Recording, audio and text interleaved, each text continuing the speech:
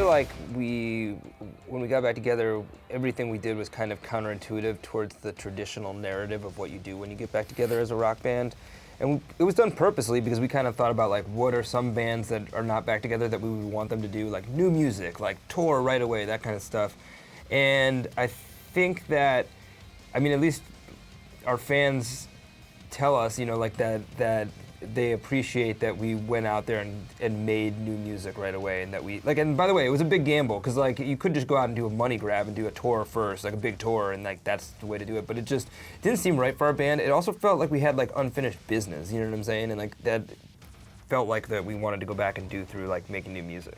As far as being one of like the only bands on pop radio, I think we feel fortunate to be able to at least try to carry some sort of torch. But I don't know, I think there's like, you know, I don't know. I mean, there's some sort of resurgence to a degree as far as like people wanting to hear, you know, the guitar, bass, drum, vocal dynamic going on.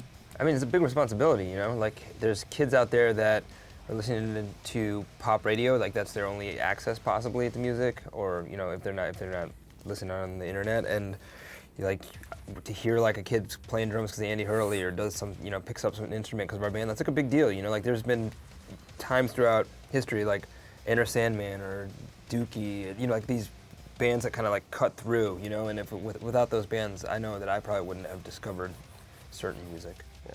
I gotta say, it's kind of weird being that band though, because I don't think we ever expected that, you know. I mean, when we started, there was lots of rock on the radio. There was lots of rock on pop radio, so to suddenly be an island is a very strange thing. So we saw the list for songs that qualified for Oscars, and that's 79 songs. So it's not like really 1 out of like 6 or something like that, you know. And I don't really know what goes on behind closed doors or anything. I would say that, if anything, it's amazing that we were able to work on this Disney film. You know what I'm saying? Like, it's like, I would never in a million years thought Fall Out Boy, this band from the suburbs of Chicago, this punk band from the suburbs of Chicago, would be able to work on a Disney Marvel film. So that was like a big deal. Yeah. Like, you know, like We don't anything else yeah. is like icing on the cake, you know, and it's like the cake is pretty damn good.